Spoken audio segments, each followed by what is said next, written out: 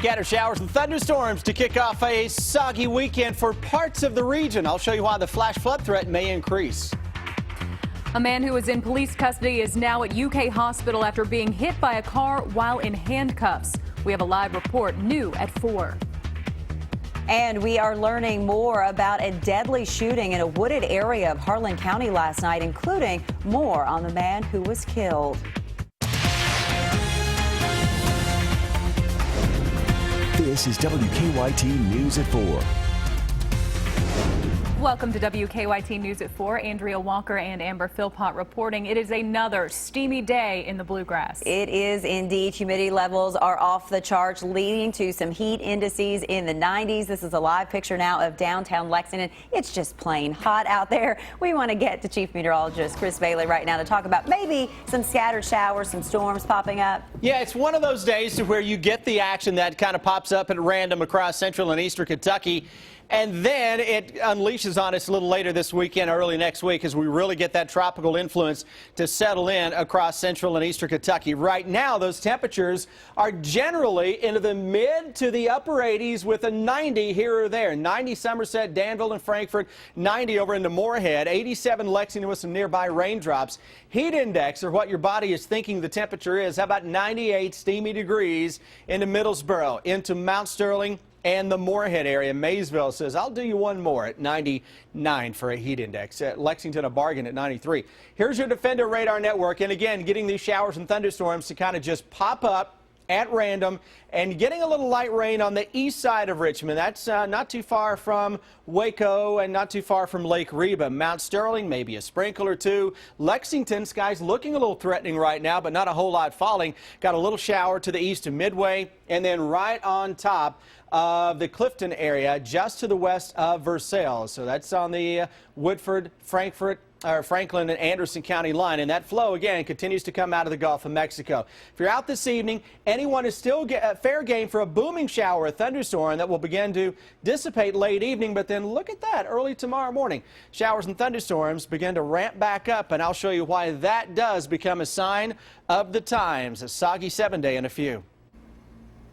A man has been flown to the University of Kentucky Hospital after he was hit by a car while he was in handcuffs. Powell County Emergency Management says the man was in custody when he got away and ran down Highway 15 near exit 16, and that's when he was hit. Our Sabira Rayford is live for us in Powell County with the details. It's our top story at 4. Earlier today, witnesses at the auto shop next door said they saw a man running from police in handcuffs. They say when he stopped, he dove headfirst right into traffic. Teresa Fugate says she was getting her tires checked when she heard the commotion. She says a lot of people at the auto shop walked outside to see what was going on. Fugate says she saw a woman hit a man after he jumped into traffic on exit 16 in Clay City. She says the woman jumped out of her car to check on the man. Fugate says the woman was pretty shaken up and the man was screaming that the car's exhaust was burning him. She says when ambulances arrived, the man was alert and talking to police. At this time, police haven't released a lot of information. The man was taken to UK hospital and is being treated there. Live in Powell County, Sabira Rayford, WKYT. Sabira, thank you. We are learning some new information this afternoon about a man killed by police and fire in Harlan County. The shooting happened last night near the Woodland Hills subdivision of South Harlan. The man killed has been identified as 39-year-old Mark Sawaf. He had been in federal custody since he was arrested in June, accused of hiding explosives in trail cameras in wooded areas in Harlan County. One of the cameras injured a man in the chest and hand when it exploded. State police say last night the Lexington Police Hazardous Devices Unit and arson investigators with the Lexington Fire Department were assisting the ATF after they were led to more explosive in the wooded area near the Woodland Hills community. That's when something went wrong and the shooting took place. Well, all that's still under investigation. We do know that an altercation did take place, and during that altercation, deadly force was utilized. State police want the public to know there are more explosives out there, possibly with tripwires. They understand it is a safety concern and are working hard to get them removed. We'll have more on the shooting ahead on WKYT News at 5. One person was taken to the hospital after a small plane crash in southern Kentucky. The ultralight plane went down around 10 this morning on the backside of London Airport. The manager says the pilot, 79-year-old Everett Hathorn, was practicing taking off and landing when he hit a tree. Hathorn has been flown to the UK hospital with serious injuries. The Federal Aviation Administration will be in London on Monday to investigate. An elected official from eastern Kentucky now admits she stole money from her office. Elliott County Clerk Sheila Blevins pled guilty in Franklin Circuit Court this morning to misuse of public money after an audit found more than $15,000 missing from her office. Blevins' sister, a deputy clerk, also pled guilty. As a result, the sisters both face fines and up to 5 years in prison. We've arranged for the entry of a plea to a Class D felony with the recommendation, of course, Your Honor, of a 5-year sentence to be probated and diverted for a period of 5 years. The attorney for the women says he entered a guilty plea for them because he says the sisters agree what they did was wrong, that they want to serve their sentence and they want to return to a normal life. We'll have more on the case coming up on WKYT News at 5. Still ahead, hackers have found a new way to steal information through a wireless keyboard. The details coming up. Keep up with the latest news on WKYT.com. Join the conversation on Twitter and become a part of the WKYT Facebook family.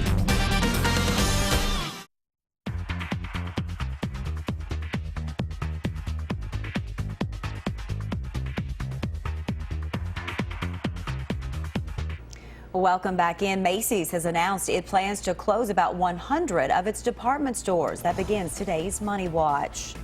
The retailer said yesterday it will shut down about 15% of its struggling stores. There's still no word if Lexington's Fayette Mall location is included in the list of stores closing. The move comes as Macy's revealed its second quarter sales fell less than feared. Hackers don't have to get into your computer to see what you're typing. A cybersecurity firm says keystrokes from certain wireless keyboards can be intercepted. Kenneth Ray reports. Wireless keyboards may be convenient, but cybersecurity company Bastille says they can also be hacked. What's being typed on this wireless keyboard is intercepted and shows up on a laptop across the room. It's called key sniffing. The company says it can be done to lower-end wireless keyboards that use radio signals to connect to the computer instead of a more secure Bluetooth connection. That represents millions of keyboards out in the world. In this demonstration, they use a big white antenna to pick up the signal from across the room, but it can also be done at close range with a small off-the-shelf USB radio antenna and software found online. It's just a couple of lines to type into your console here, and that'll get you up and running sniffing for vulnerable devices in your airspace. A hacker can get everything you type, including personal messages and credit card information. And it's not just wireless keyboards that are vulnerable. Earlier this year, Bastille showed the tech site CNET how a wireless mouse can be hacked through the USB dongle that connects it to the computer. It gave the hacker limited control. If you have a wireless mouse, I can attach and impersonate a wireless keyboard and arbitrarily send it whatever commands I would like to your computer. Experts say you can avoid the problem by getting an old-fashioned wired keyboard and mouse or devices that use a secure Bluetooth connection. Kenneth Craig, CBS News, New York. That was some stories making headlines across the nation at 4. Donald Trump tweeted a new twist on his claim that President Obama and Hillary Clinton are the founders of ISIS. He first brought up the words last Wednesday, and he stood by them until Friday when he claimed the media had it all wrong. Emily Schmidt has more on Trump's take on what he calls a sarcastic stance. There is no doubt Donald Trump said what he said Wednesday. I'd call President Obama and Hillary Clinton the founders of ISIS. They're the founders. And there is no doubt Trump said it again, repeatedly. These are the founders of ISIS. He is the founder of ISIS. Even as a conservative radio host tried to get Trump to say he was speaking metaphorically. I know what you meant. You meant that he created the vacuum, he lost the peace. No, I meant he's the founder of ISIS. I do. Then early Friday morning, Trump tweeted this. Ratings challenged CNN reports so seriously that I call President Obama and Clinton the founder of ISIS and MVP. They don't get sarcasm. Trump says the media can't figure him out. Critics say that's not the issue. He's completely reckless and unfit to be our commander-in-chief. Words can have tremendous consequences. New polls in 3 battleground states show Clinton gaining ground, extending her lead to as much as 14 points. Sources tell CNN the Republican National Committee chairman spoke to Trump, concerned about the direction of his campaign. And these dishonest media people, the most dishonest people, they said, oh, did he mean that? Didn't he mean that? And Trump mentioned sarcasm at Friday's campaign event, making certain supporters knew he meant what he tweeted, even if it's not what he originally said. The founder of ISIS, obviously I'm being sarcastic, then, but not that sarcastic, to be honest with you. In Washington, I'm Emily Schmidt. The Clinton campaign is also putting pressure on Trump for what he hasn't said about his tax returns. Trump has not released any. The Clintons released theirs for 2015 today. The race is on for the fastest kid in town. I'm Deanne Stevens, out and about at Orange Leaf today with a preview. Got to be fast to dodge some of those showers and thunderstorms that are on the way as we get deeper into the weekend. We'll track the heavy rain threat in just a moment. Stay here. Now, your hour-by-hour forecast with Chief Meteorologist Chris Bailey. We continue with a taste of the tropics out there on a Friday. Weekend is just around the corner, literally in less than an hour. We sounded at 5 around here. Let's look outside, see what is going on, and you've got that tropical sky again. It looks a little more threatening today, though, in Lexington compared to the past couple of days. 87 degrees, but it feels like 93. Now, that's a little better than some other areas across the region. So it feels like number of 93. It's 98 in Moorhead for the heat index. Those temperatures, again, upper 80s to around 90. Defender Radar Network indeed tracking some isolated showers and thunderstorms that are out there. Everything that is there is lifting from south to north, and that's a trend that will carry us right on through the next couple of days. And then as we get deeper into the weekend, watch the southwestern sky. Isolated here from Richmond toward sections of Urban into Estill County. Just a few minutes ago, we had a little raindrop on top of the Lake Reba area. That scooting toward the east now. A couple of isolated showers around Georgetown, near Mount Sterling into northern Kentucky. This stuff that was on top of Midway a few minutes ago, again, shooting to the north, and it's teeny tiny, so not a whole lot out there. Look at the freckled nature of the clouds across the Ohio Valley. That flow is indeed coming off of the Gulf of Mexico, where we have this photogenic system. If this were 100, 200 miles farther to the south, you would be talking about, in all likelihood, a named tropical system. But it is so close to the Gulf that it still has the look of a tropical system, doesn't it? Then you've got this front that is stalling out just to our west. It's slowly inching its way toward the east. It's going to pick up some of that juice and lift it to the north across the Ohio Valley. Here's a computer model that is more of a short-range model. It runs out to 84 hours roughly, and through the next 84 hours, that would be through Monday evening, it's spitting out a couple of inches of rain into parts of central Kentucky with some higher amounts. One thing in a setup like this, what I've noticed through the years, is that computer models have something called convective feedback, which likes to bullseye precipitation, and it affects the overall output on that. And they tend to be too far north with the rainfall estimates. Around here, that setup can bring the potential for some local flash flooding at least at some point later tomorrow, but a better chance Sunday, Monday, and Tuesday into parts of central, western, and northern sections of Kentucky. And again, I think as the system kind of shows itself a little more and how it's going to interact with that front, you will see those rainfall numbers on a lot of those medium-range computer models that don't have the best vision to begin with. You should see that start to focus a little farther to the south over the next few days. This is a short-range model that has some better vision and is focusing those rains across parts of central Kentucky as we go into later tomorrow, and especially for the day on Sunday from southwest to northeast. That's where the old tropical rain train is coming into town. Look what happens on Monday. You get another piece of some showers and thunderstorms, then another one as we go into the second half of Monday, and we're likely to see a few more of those coming down the train tracks as we go into Monday and Tuesday. So again, greatest threat for some high water potentially would start on later Sunday into Monday and Tuesday. Temperatures by the middle and end of next week start to come down a little bit as we keep some higher humidity and a daily threat for some rain. Let's check on traffic. Maybe a busy Friday. Here's Officer Don. It is busy so far this afternoon with a couple of collisions already working. One's on Eastland Parkway at Murray.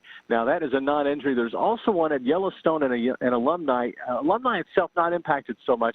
Look at the slow traffic on Richmond Road and on the Circle, inner and outer loops right now. We're dealing with that between Liberty over to Woodhill. Drive times to Nicholasville, 14 minutes. Georgetown's about 17 and Paris, 20. Now back to you in the studio. Thank you, Officer Dawn. It's an end-of-summer tradition, a Midsummer Night's Run. So time to lace up those shoes and get ready for the finish line. It is a good time. Deanne Stevens is out and about today with more on all of the fun surrounding this weekend's festivities, including the fastest kid in town race. Hi, Deanne. Hey, guys, good afternoon, guys. We are practicing for the fastest kid in town, an event that is happening this weekend, all associated with a Midsummer Night's Run. Ruth Ann Childers is with us. It's so much fun watching these little ones. It is. It certainly is the highlight of our summer, and we love to have all these kids come out and get fit. There's such an emphasis on fitness these days, which is great, and this is a good way to get started. Well, the fastest kid in town race is huge here in town because all the little ones come out. Great to see the older ones run a little bit later, but it's fun to watch these. Yes, it is very much fun. A great photo opportunity. It starts at 4:30, and so that will give all the adults plenty of time to get them back home and come back down for the 5K at 8. Yeah, Midsummer Night's Run is a huge event in downtown Lexington. Tell us about what all is happening tomorrow. Yes, it is. There will be a great, this is our 32nd year. Yeah. Okay, we have the fastest kid in town, which of course starts at 4:30, the 1 mile, which starts at 6:30, and it's timed this year for the first time, and then the 5K, which starts at 8. Okay, it's not too late for folks to sign up, right? Absolutely not too late. You can sign up tonight at John's until 7, online until 10, and then you can come down tomorrow at the Courthouse Plaza starting at 2 and sign up right until the start of the race. And here's the good news, even if you look like an orange or a leaf, you can sign up and be a part of it as well. You can. We expect the orange and the leaf will be down there racing with the little kids, and they love them. All right, come be a part of the fastest kid in town as well as a Midsummer Night's Run. Things are kicking off tomorrow in downtown Lexington. I'm Deanne Stevens, out and about. Back to you guys. Thanks, Deanne. What they watch on TV could affect what your children eat. That's ahead in Better Living. And robots are changing paralyzed patients' lives. We'll show you how after the break. Tonight's Mega Millions jackpot is $45 million, and tomorrow's Powerball jackpot is $82 million. Now it's time for Better Living, health, education, and consumer news that impacts your life. Zika fears have the U.S. Surgeon General urging Puerto Rico to intensify its public education campaign against the virus. It's estimated that 25% of the island will be infected by year's end. There have been 25 cases of locally transmitted Zika in South Florida. The mosquito-borne virus can cause birth defects. A new study from Duke University shows robotics helps paralysis. The research helped 8 paralyzed patients regain some sensation and muscle control in their legs. The patients worked with technology that includes virtual reality to use their own brain activity to control their legs.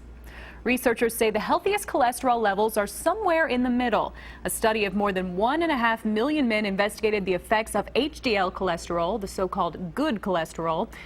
It found health risks associated with both high and low levels. Maintaining an intermediate level may help people live longer. A new study shows the way food commercials affect a child's eating habits. Research in the Journal of Pediatric Studies found kids' reactions after watching advertisements. They say commercials triggered brain activity that may lead to faster and more impulsive food choices. And the popular brand of cookie, Oreos, will soon have a new special filling. Swedish Fish Oreos are being sold exclusively at Kroger supermarkets. The cookies feature gummy candy flavored filling in that distinct bright red color. I don't know about that one, but I'll try it.